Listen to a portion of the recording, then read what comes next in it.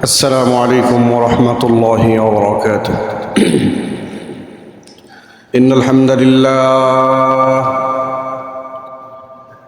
لله الأكرم الذي خلق الإنسان وكرم وعلمه من البيان ما لم يعلم، فسبحان الذي لا يحصى امتنانه باللسان ولا بالقلم، ونشهد أن لا إله إلا الله وحده لا شريك له، ونشهد أن سيدنا وسندنا وحبيبنا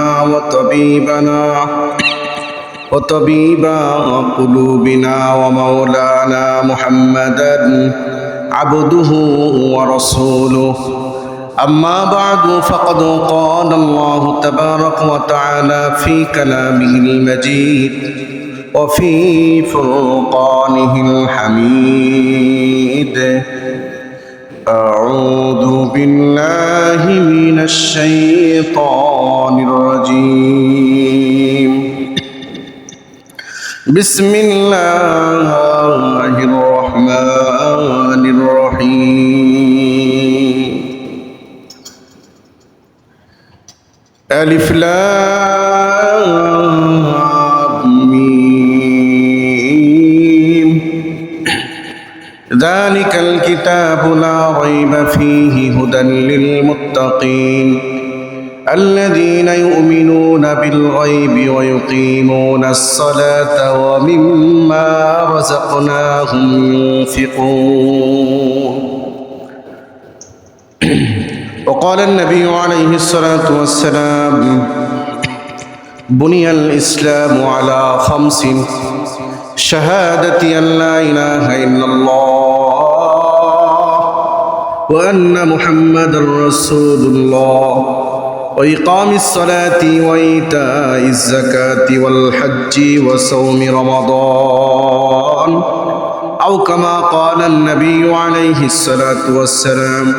وقال تبارك وتعالى في شان حبيبه آمرا ومخبرا: إن الله وملائكته يصلون على النبي يا أيها الذين آمنوا صلوا عليه وسلموا تسليما.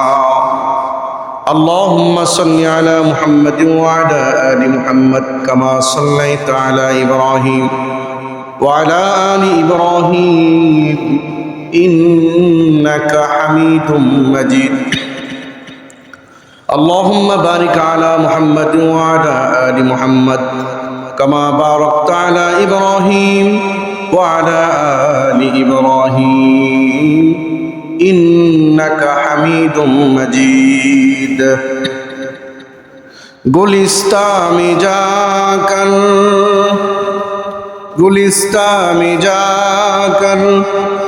हर एक फूल को देखा, गुलिस्तां में जाकर हर एक फूल को देखा, तेरे ही रंगो तेरे ही बू है, बलगल उला भी कमालिही कशफत दूजा भी जमालिही, हसनत जमीओ खिसालिही, सल्लू अलैहि व आलिही। सदक़ल्लाहु मौलाना अज़ीम व सदक़ रसूलुहुन नबियुल करीम व नहनु अला ज़ालिका लमिनश शाहिदीन वश्शाकिरीन वल्हम्दुलिल्लाहि रब्बिल आलमीन। আলহামদুলিল্লাহ। মুআজ্জাজ হাজিরিন, আল্লাহ তাবারক ওয়া তাআলার শান দরবারে আমরা কালিমাতুশ শুকর আদায় করছি যে আল্লাহ সুবহানাহু ওয়া তাআলা আজকে মাহে রমজানুল মুবারকের শেষের দশকের এবং আরবি মাসের মাস হিসাব করলে জুমাতুল বিদা আজকে শেষ জুমা মাহে রমজানের হতে পারে। তবে যেহেতু আগামী একটা জুমা আশঙ্কা আছে, আরবি মাস 30-এও হয় 29-এও হয়, এই হিসাবে আজকে মাহে রমজানের শেষ জুমা, জুমাতুল বিদা বলা হয়। এই তাৎপর্যপূর্ণ জুমাতে আল্লাহ পাক আমাদেরকে জাহান্নাম থেকে মুক্তির দশকে, এতেকাফের দশকে এবং লাইলাতুল কদর তলবের দশকে আল্লাহ সুবহানাহু ওয়া তাআলা তার অফুরন্ত ভালোবাসা এবং দয়া ইহসান করে আমাদেরকে সবার আগে তার ঘর দুনিয়ার শ্রেষ্ঠ জায়গা এই মসজিদে আসার এবং বসার তৌফিক দিয়েছেন। সর্বোপরি আল্লাহ পাক আমাদেরকে সুস্থতার নিয়ামত বাড়িয়ে দিয়েছেন।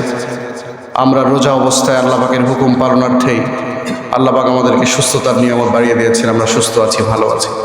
এই জন্য সেই মহান মালিকের দরবারে কালিমাতুশ শুকর মনোপ্রাণ উজাড় করে আল্লাহ পাককে রাজি খুশি করার জন্যে আওয়াজটা উঁচু করে সবাই বলি আলহামদুলিল্লাহ। লক্ষ লক্ষ দরুদ এবং সালাম বর্ষিত হোক সরকারে দো জাহান শফিউল মুসলিমিন সৈয়দুল আম্বিয়া ওয়াল মুরসালিন খাতামুন নবিয়্যিন রাহমাতুল আলামিন জনাবে মুহাম্মদুর রাসূলুল্লাহ সাল্লাল্লাহু আলাইহি ওয়া আলিহি ওয়াসাল্লাম।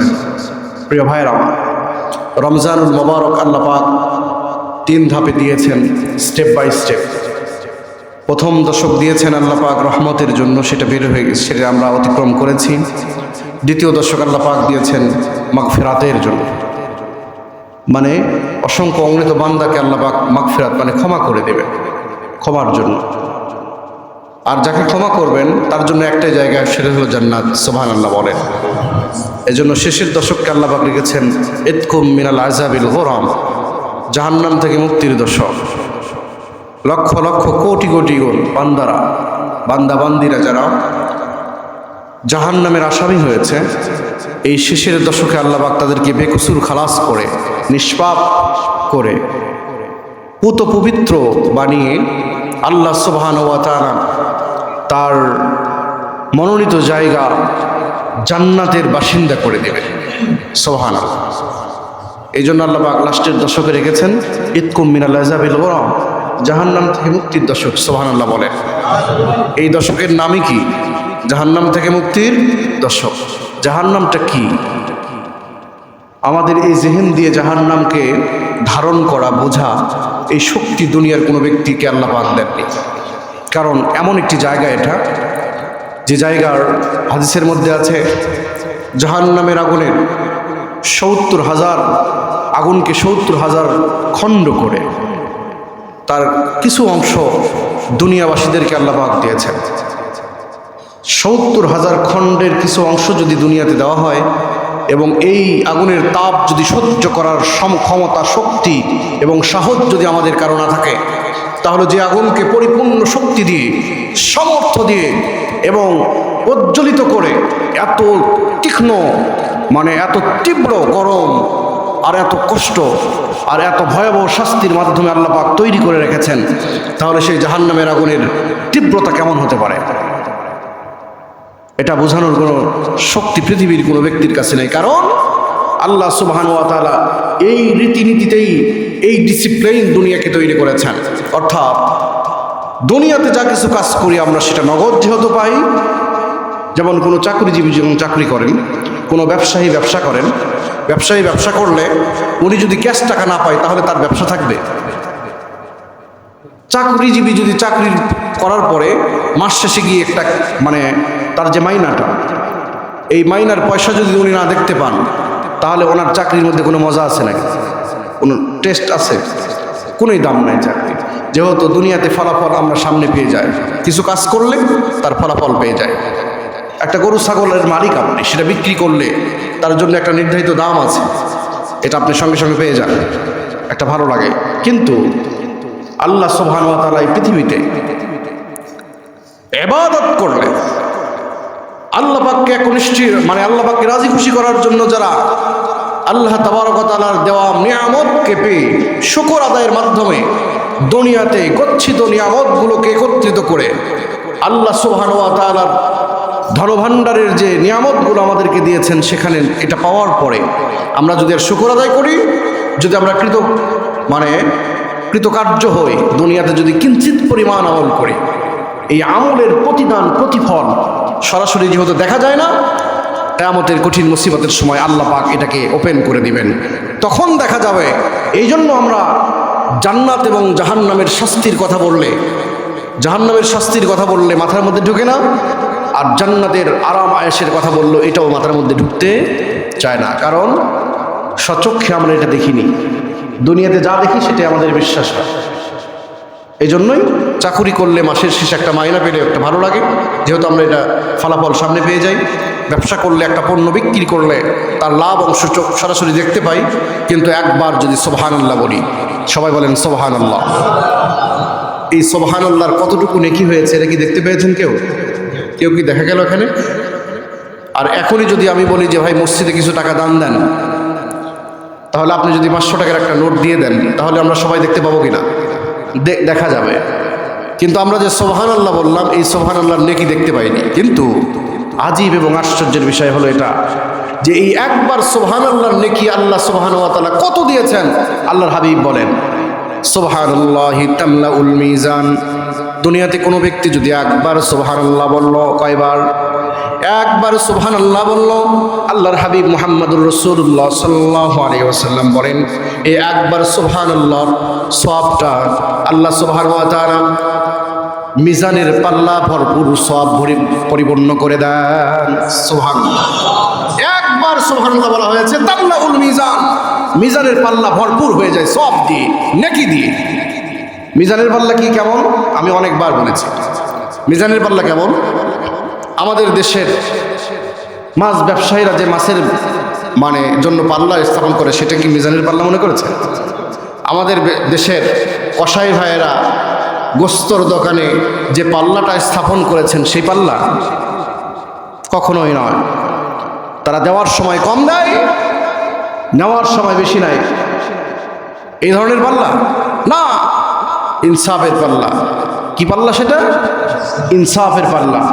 এমন একটা পাল্লা আল্লাহ পাক বলেন ইযা যুলজিলাতিল আরদু জিলজালাহা ওয়া আখরাজাতিল আরদু আসকালাহা ফামান ইয়ামাল মিসকালা যাররাতিন খায়রান ইয়ারা। এটাই, ফামান ইয়ামাল মিসকালা যাররাতিন খায়রান ইয়ারা ওয়া মান ইয়ামাল মিসকালা যাররাতিন শাররান ইয়ারা।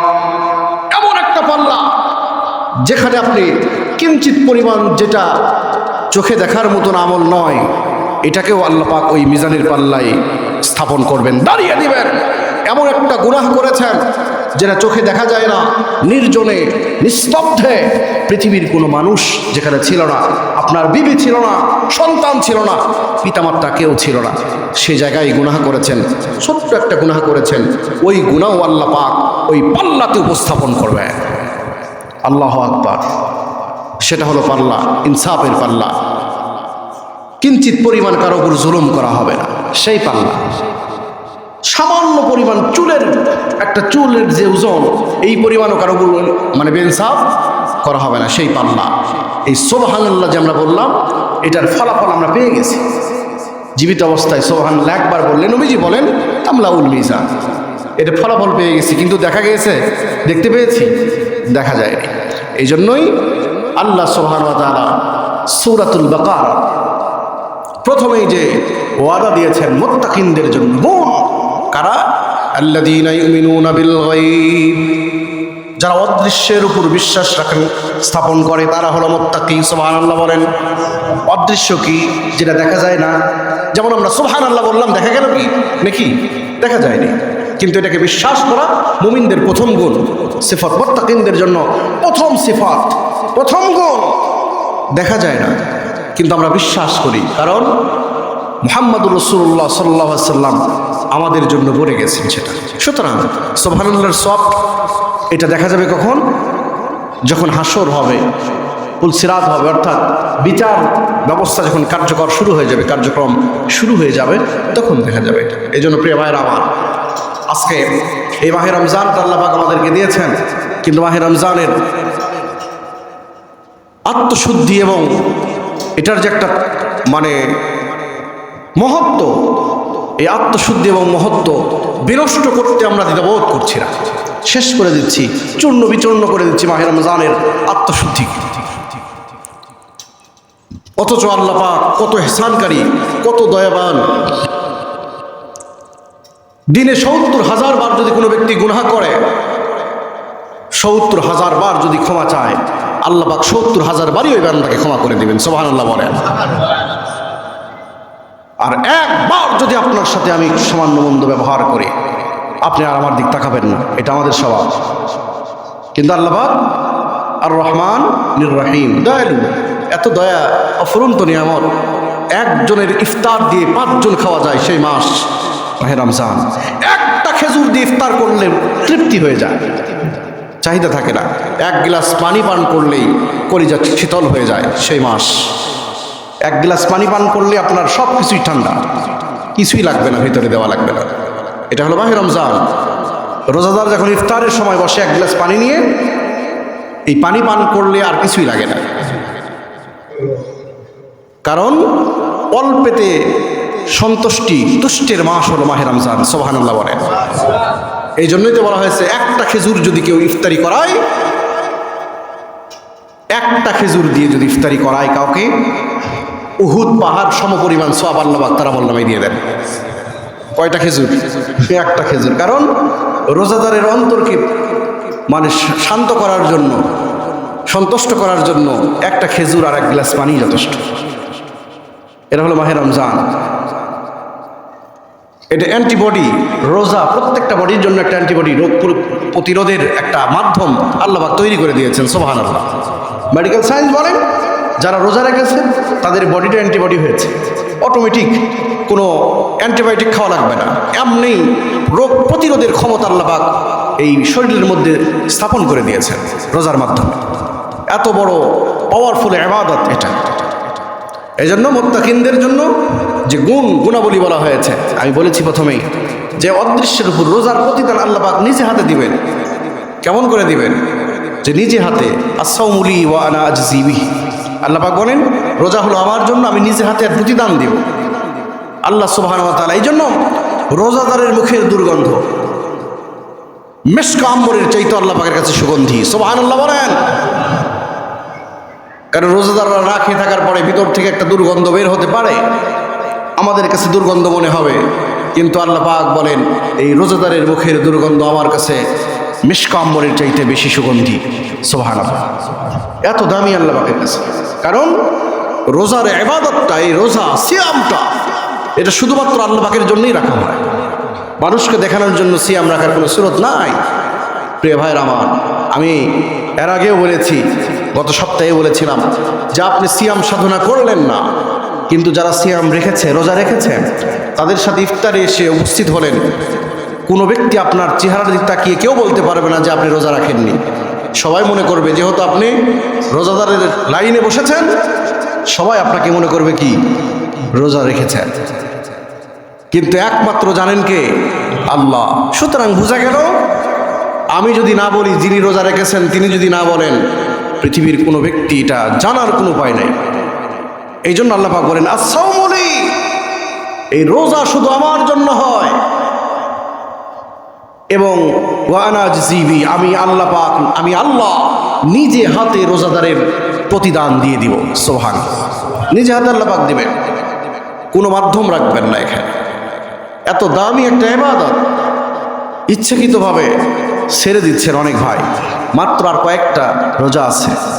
এই মাহে রমজানের আত্মশুদ্ধি, একজন মুসলমান, একজন যুবক, একজন সুস্থ সাবলীল নারী পুরুষ কেমন করে মাহে রমজানের মধ্যে দিনের বেলা খায়, আমার অন্তত বুঝে আসে না। 11টি মাস আল্লাহ পাক আপনাকে দিয়েছেন, নির্বিঘ্নে খান। একটার সিয়াম করতে হবে না আপনার, একটাও করা লাগবে না, কোনো গুনাহ হবে না আপনার।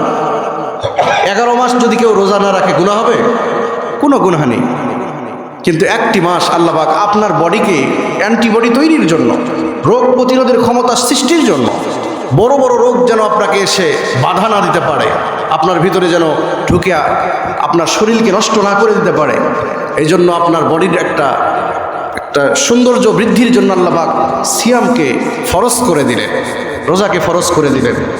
আর আপনি ইচ্ছাকৃতভাবে দিনের বেলা সুস্থ সাবলীল মানুষকে দেখিয়ে নিজের রক্ত গরম সবার সামনে পর্দার আড়ালে গিয়ে আপনি পর্দানিশী মহিলার মতন এই মাহে রমজানকে বেছে নিলেন। মাথায় রাখবেন, আজকে আপনি পর্দা করলেন মাহে রমজানে, ভিতরে গিয়ে খাচ্ছেন, কিয়ামতের কঠিন মুসিবতের সময় বেপর্দায় লক্ষ লক্ষ নয় পুরা পৃথিবীর সমস্ত মানুষের সামনে আল্লাহ পাক আপনাকে বেইজ্জতি করবেন, কোনো সন্দেহ নাই। এই জন্য এই মাহে রমজানের দিনগুলো আমাদের কাছ থেকে যেভাবে বিদায় নিল, একটু পিছনের দিক তাকায় দেখেন কয়টা দিন গেল। আজকে 23শে রমজান চলছে, শেষ হয়ে গেল মাহে রমজান। তো আল্লাহ সুবহানাহু ওয়া তাআলা প্রত্যেকটা দিন এবং সময় শেষ হয়ে যাবে, কোনো সন্দেহ নাই, শেষ হয়ে যাচ্ছে। কিন্তু কিঞ্চিত পরিমাণ যদি আমলটা আমরা তৈরি করতে পারি তখনই কামিয়াবি হবে। সুতরাং আসুন, এখনো সময় আছে, আমরা তওবা করে নিই। যারা ইচ্ছাকৃতভাবে ছেড়ে দিয়েছেন, রমজানের রোজার কাজা কি জানেন? যদি কোনো সুস্থ সাবলীল, অসুস্থ নয়, এরকম ব্যক্তি, কোনো নারী পুরুষ যদি ইচ্ছাকৃতভাবে রমজানের রোজা ছেড়ে দেয়, তাহলে একটা রোজার কাফফারা কি জানেন? একটা রোজার কাফফারা হলো, উনি ওই একটা রোজা যদি রাখতে আদায় করতে চান, এক লাগাতার 60টা রোজা করতে হবে। কয়টা? 6 60টা। মনে করেন 59টা রোজা করেছে আল্লাহর বান্দা। কয়টা? 59টা করেছে, একটা রোজার কাজা আদায় করতেছে। 59টা রোজা করতে হঠাৎ করে আবার ভেঙে ফেলছে, আবার শুরু থেকে 60টা করতে হবে। এত ভয়াবহ শাস্তি, এত মানে কঠিন একটা কাফফারা ইচ্ছাকৃতভাবে ছেড়ে দিলে। কোনো ব্যক্তি একটা রোজা ছেড়ে দিলে ইচ্ছাকৃতভাবে 60টা রোজা করতে পারবে? অসম্ভব হয়ে যাবে। এই জন্য যুবক ভাইরা যারা আছেন, মুরব্বী বাবারা যারা আছেন, রোজা রাখলে আপনার সমস্যা নাই। অভিজ্ঞ ডাক্তার, দিনদারি ডাক্তার বলেছেন, আপনি এই 7টা দিন আল্লাহর জন্য, জাহান্নাম থেকে মুক্তির জন্য তওবা করে পিছনের দিকে না তাকিয়ে সামনে থেকেই প্রস্তুতি নিয়ে নেন যে আর আমি কি করব না, ভুল করব না। সবাই বলেন ইনশাআল্লাহ। লাস্টের এই দশক আল্লাহ সুবহানাহু ওয়া তাআলা দিয়েছেন জাহান্নাম থেকে মুক্তির দশক। প্রিয় ভাইরা, জাহান্নাম থেকে মুক্তির দশক দিয়েছেন। লক্ষ লক্ষ কোটি কোটি বান্দাবান্দিকে আল্লাহ পাক জাহান্নাম থেকে মুক্তি দিয়ে দিবেন। যাদেরকে মাগফিরাত দিয়েছেন, জাহান্নাম থেকে মুক্তি দিয়ে দিবেন। কারণ এই অধিকাংশ মুহাদ্দিস মুফাসসির ইকরামদের মতে এই লাস্টের দশকে নবী আলাইহিস সালাতু ওয়াস সালাম, হাদিসের মধ্যেও আছে, নবীজি বলেছেন, তাহাররাউ লাইলাতুল কদর, তোমরা লাইলাতুল কদরকে তলব করো রমজানের শেষের দশকের বেজর রজনীতে। রমজানের শেষের দশকের বেজর রজনীতে লাইলাতুল কদর তালাশ করো। লাইলাতুল কদর কি? লাইলাতুল কদরি খায়রুম মিন আলফি শাহর। আল্লাহ তাবারক ওয়া তাআলা বলেন, লাইলাতুল কদর হলো 1000 মাস ইবাদত করার চাইতে উত্তম। সুবহানাল্লাহ। নবী আলাইহিস সালাতু ওয়াস সালামের সাহাবীরা নবীজিকে জিজ্ঞাসা করছেন, ইয়া রাসূলুল্লাহ, আমাদের পূর্বের উম্মতরা, বনি ইসরাইলের নবীর উম্মতরা 1000 বছর পর্যন্ত ইবাদত করেছেন। এক পর্যায়ে নবী সাল্লাল্লাহু আলাইহি ওয়াসাল্লাম বনি ইসরাইলের একজন আবেদের কথা উল্লেখ করে নবীজি বললেন, বনি ইসরাইলের একজন আবেদ, ইবাদতকারী বান্দা 1000 বছর পর্যন্ত আল্লাহ তাআলার রাস্তায় যুদ্ধ করেছেন। কয় হাজার বছর? 1000 বছর। এই ওয়াজ শোনার পরে সাহাবা একরাম বললেন, ইয়া রাসূলুল্লাহ, বনি ইসরাইলের ওই আবেদ তো আমাদের চাইতে নেকির পাল্লা তার ভারী হবে, আর তার চাইতে আমাদের নেকি তো কম হওয়ার কথা। কারণ তারা 1000 বছর পর্যন্ত আল্লাহর রাস্তায় যুদ্ধ করেছেন শুধুমাত্র আল্লাহকে রাজি খুশি করার জন্য, আর আমরা তো মাত্র 60 বছরের জিন্দগি পাই, আমরা তো তার মতন ইবাদত করতে পারবো না। নবী সাল্লাল্লাহু আলাইহি ওয়াসাল্লাম একটু চুপ থাকলেন। কিছুক্ষণের মধ্যেই হযরত জিবরাইল আলাইহিস সালাতু ওয়াস সালাম সূরাতুল কদর নিয়ে আসলেন। আল্লাহ পাক বলেন, ইন্না আনজালনাহু ফি লাইলাতিল কদর। জোরে বলেন সুবহানাল্লাহ। আল্লাহ পাক বলেন, ইন্না আনজালনাহু ফি লাইলাতিল কদর, নিশ্চয় আমি লাইলাতুল কদরে কোরআনুল কারীম নাযিল করেছি। ওয়া মা আদরাকা মা লাইলাতুল কদর। হে রাসূল, লাইলাতুল কদর কি আপনি জানেন নাকি? আল্লাহ পাক বলেন, লাইলাতুল কদরি খায়রুম মিন আলফি শাহর। লাইলাতুল কদর হলো 1000 মাস ইবাদত করার চাইতে উত্তম। সুবহানাল্লাহ। এক রাত যদি কোনো ব্যক্তি ইবাদত করে, 1000 মাস ইবাদত করলে যেমন সওয়াব, সেই সওয়াব আল্লাহ পাক তার আমলনামায় দিয়ে দিবেন। সুবহানাল্লাহ। তাহলে 1000 বছর আল্লাহর রাস্তায় যুদ্ধ করেছেন, আর আপনি এক রাত ইবাদত করেছেন, সমান সমান হয়ে গেল। সুবহানাল্লাহ। এখন আপনি 60 বছরের জিন্দেগি পেয়েছেন, মনে করেন 60 বারে আপনি লাইলাতুল কদর পেয়েছেন, 60,000 বছর আপনি পেয়ে গেলেন। সুবহানাল্লাহ বলেন। তারা পেয়েছে মাত্র 1000 বছর ইবাদত করেছে আল্লাহর রাস্তায়, আর আপনি 60,000 বছরের ইবাদতের সওয়াব নিয়ে কবরে গেলেন। সুবহানাল্লাহ। নবী সাল্লাল্লাহু আলাইহি ওয়াসাল্লাম সাহাবীদেরকে বললেন, সাহাবা একরাম রাদিয়াল্লাহু তাআলা আজমাইনরা আনন্দিত হলেন, খুশি হলেন। খুশি হওয়ার কথাই তো। সুবহানাল্লাহ। এটা হলো আমাদের জন্য ফজিলত। এই ফজিলতের রাত রজনী আল্লাহ পাক আমাদেরকে দান করেছেন। সেটা হলো রমজানের শেষের দশক। সুতরাং প্রিয় ভাইরা, এখানে আমল আছে। এই আমলটা আপনি নামাজে দাঁড়ালেন, 1 মিনিটে 2 রাকাত নামাজ পড়ে আসসালামু আলাইকুম ডানে বামে সালামদের দৌড়, এটা কি আমল? না, ধীরস্থিরের সাথে আপনি নামাজ আদায় করেন। আপনার প্রয়োজন থাকতে পারে, আমি বারবার বলেছি, ইসলাম কমপ্লিট কাট অফ লাইফ, পরিপূর্ণ জীবন বিধান ইসলাম। সুবহানাল্লাহ বলে। ইসলাম কাউকে গলা ধরে ঘাড় ধরে জামা টেনে নিয়ে এসে সালাতে দাঁড়িয়ে দেয় না, আর বলে না যে তুমি সূরা বাকারা দিয়ে নামাজ পড়ো, এমন করে নামাজ পড়ো যে 1 রাকাত নামাজ পড়তে তোমার 24 ঘন্টা লাগে, এমন নয় ইসলাম। এই জন্য সূরাতুল কাউসারের মতন সূরা আল্লাহ পাক নাজিল করেছেন। সুবহানাল্লাহ বলেন। সূরা কাউসার কোরআনের মধ্যে সবচেয়ে ছোট সূরার নাম কি? সূরাতুল কাউসার। শুধু সূরা বাকারার মতনই সূরা আল্লাহ পাক নাজিল করেননি, সূরা কাউসারের মতন সূরাও নাজিল করেছেন। বুঝিয়েছেন যে সূরা কাউসার দিয়েও প্রয়োজন থাকলে ছোট সূরা দিয়েও নামাজ পড়ে তাড়াতাড়ি চলে যান, কিন্তু আল্লাহর হুকুমকে ছেড়ে দেওয়া যাবে না, তাড়াহুড়া করা যাবে না। ধীরস্থিরের সাথে যদি আপনার 3 মিনিট লাগে, সেখানে আপনি 1.5 মিনিট কমাইতে পারবেন, কিন্তু 4 মিনিটের জায়গায় 1 মিনিটে শেষ করবেন, তাড়াহুড়া করে চলে যাবেন, এটা হতে পারে না।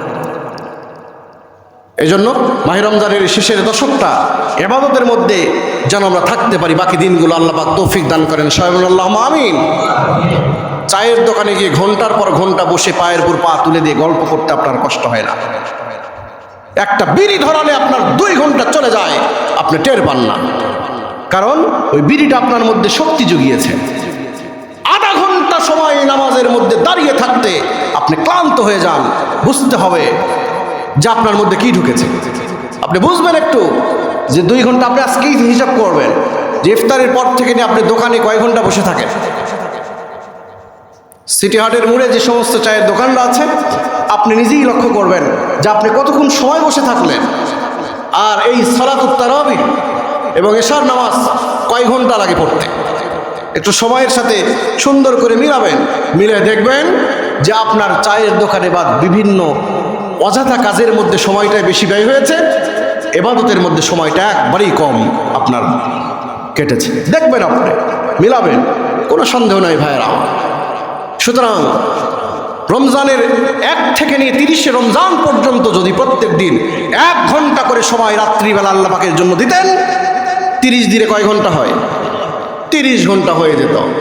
পক্ষান্তরে আপনি আরো আধা ঘন্টা কমিয়ে দিয়েছেন, 15 ঘন্টা করেছেন।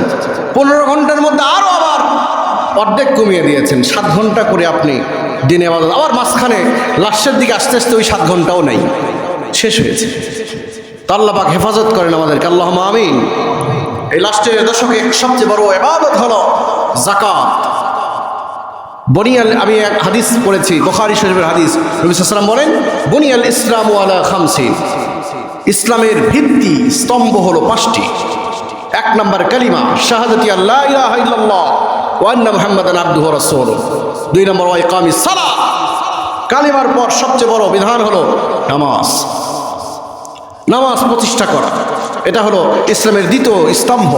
3য় নম্বর স্তম্ভ। 5টা স্তম্ভের মধ্যে মাঝখানের খুঁটি যদি আপনি 4টা খুঁটি চারিদিক দিয়ে দাঁড়িয়ে দেন, মাঝখানের খুঁটি যদি আপনি টান দিয়ে দেন, তাহলে ওই বিল্ডিংটা বা ওই তাঁবুটা উঁচু হবে না, দেবে যাবে। মাঝখানের খুঁটির নাম হলো যাকাত। এই যাকাত ভিত্তিক সমাজ ব্যবস্থা যদি হতো, তাহলে আর্থসামাজিক উন্নয়নের ক্ষেত্রে প্রত্যেকটা ব্যক্তির ঘরে ঘরে ইনসাফ এবং ন্যায্য অধিকার পৌঁছে যেত। সুবহানাল্লাহ। কিন্তু দুঃখ এবং পরিতাপের বিষয় হলো, আর্থসামাজিক উন্নয়নে যাকাতের যে একটা ভূমিকা আছে মুসলিম সমাজে, যাকাত কার উপর ফরজ হয় মুসলমানরা নিজেই জানে না। সাদকাতুল ফিতর কার উপর ফরজ হয় মুসলমান আমরা নিজেই জানি না। এই জন্য যাকাত এটা হলো মুসলমানদের জন্য একটা হাতিয়ার। 5টা খুঁটির মধ্যে একটা মহান একটা খুঁটি, 5ম নম্বর খুঁটি, মাঝখানের খুঁটি হলো যাকাত। যাকাত যদি কেউ যাকাতের অর্থ যদি কেউ মনে করে এটা জরিমানা, কিয়ামতের আলামত, নাউজুবিল্লাহ বলেন।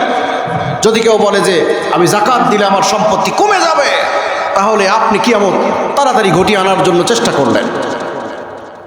এই জন্য যাকাত ভিত্তিক সমাজ যদি পরিচালিত হয়, তাহলে গরিব দুস্থ অসহায় মানুষের হার কমে যাবে। মানুষ অভাব থেকে বাঁচবে, চোর ডাকাত কমে যাবে। যাকাত হলো এমন একটা বিষয়। এই জন্য হযরত আবু বকর রাদিয়াল্লাহু তাআলা আনহুর যুগে যখন তিনি খলিফার এই মসনদে বসলেন, উঠেই প্রথমে ভাষণ দিলেন, শোনো, যাকাতের একটা মাল যদি কেউ কম দেয়, শুধু তাই নয়, যে উটে যাকাত ওয়াজিব হয়েছে ওই উটের রশিকেও আমি যাকাত হিসেবে গণ্য করব, সুতরাং কেউ বাদ দিতে পারবে না। তিনি দাঁড়িয়ে বক্তব্য দিলেন, কঠিন বক্তব্য দিলেন, এবং কি হলো, সমাজ উন্নয়ন হলো। যাকাত ভিত্তিক যখন সমাজ পরিচালিত হবে, দেশ পরিচালিত হবে, মুসলিম উম্মারা প্রযুক্তির যে সমস্ত ঘাটতি এটা দেখা দিবে না। এই যে মিসাইল দিয়ে আমাদেরকে আঘাত করার চেষ্টা করা হচ্ছে এবং তছনছ করে দেওয়া হচ্ছে, বিশ্বের পরাশক্তিরা একত্রিত হয়ে মুসলিম ভূখণ্ড যাদের শক্তি আছে, সমর্থ আছে, তাদেরকে কেমন করে নিঃশেষ করে দেওয়া যায়, নিষ্পেষিত করে দেওয়া যায়, এই ষড়যন্ত্রের মধ্যে এই ট্রাম্প শুরু করেছে। শুধু তাই নয়, বাংলাদেশে আমরা দেখতে পাচ্ছি কত সুন্দর পরিবেশ ছিল, তেল নিতে পারতাম আমরা নির্বিঘ্নে, কিন্তু এমনভাবে মধ্যপ্রাচ্য সহ প্রত্যেকটা দেশ আক্রান্ত হয়েছে, আক্রান্ত হতে তারা বাধ্য, যেহেতু অন্যায়ভাবে তারা আক্রমণ করেছে। সুতরাং প্রিয় ভাইয়ের আমার, যদি একটা সমাজ, এটা যদি অর্থাৎ যাকাত ভিত্তিক দেশ যদি পরিচালিত হতো, তাহলে এই যে এই প্রযুক্তির ঘাটতি যেগুলোর কারণে আমরা অন্য দেশের উপর একটু চেয়ে থাকি, এই ঘাটতিটা আমাদের এমনিই কমে যাবে। যে যাকাত ভিত্তিক সমাজ, দেশ পরিচালিত হয়। যাকাত কি? যাকাত হলো তামলিকুল মাল বিগাইরি আওয়াজ মিন ফকিরিন মুসলিমিন গায়রি হাশিমিন ওয়ালা মাওলাহু বিশারতিল কাতিল মুনফাতিল মুমাল্লিকি মিন কুল্লি ওয়াজহিল্লাহি তাআলা।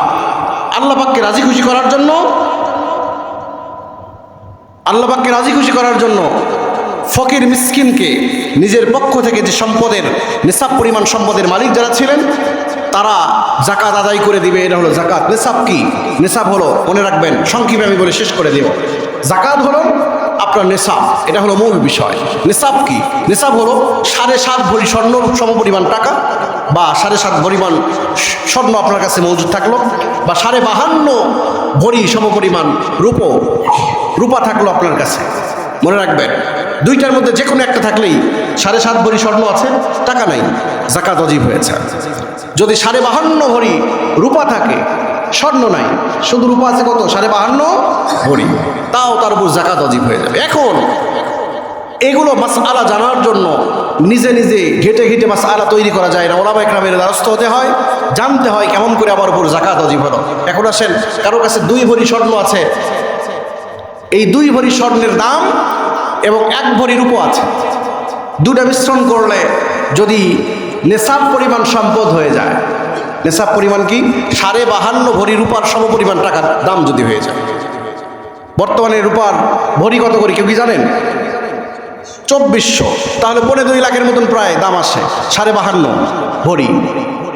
তো এই সমপরিমাণ টাকা যদি কারো থাকে, অর্থাৎ 1,30,000 বা 1,25,000 টাকা যদি কারো কাছে থাকে, পুরা বছর মিলে, মনে করেন গত রমজানের 2025 সালের রমজানের 1ম তারিখ আপনার কাছে 1,30,000 টাকা ছিল,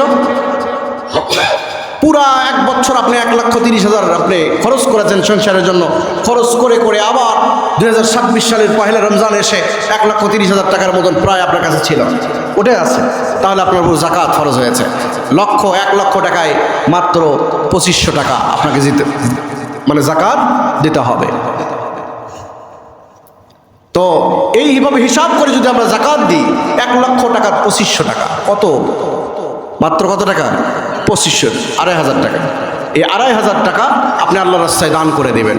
2 লক্ষ টাকা হলে 5,000 টাকা আল্লাহর রাস্তায় দান করে দেন, আল্লাহ পাক আপনার সম্পদকে আকাশচুম্বী করে দেবেন। দেখেন আল্লাহ পাক কত সুবিধা করেছেন।